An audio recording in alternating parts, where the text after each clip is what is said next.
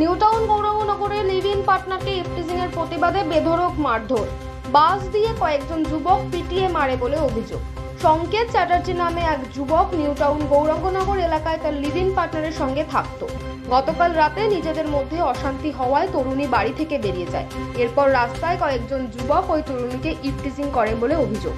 সেই সময় live in partner প্রতিবাদ করলে তাকে বেধড়ক মারধর করা হয়। ওই অবস্থায় এনআরএস হাসপাতালে নিয়ে যাওয়া হলে ওই যুবককে মৃত বলে ঘোষণা করে ডাক্তাররা।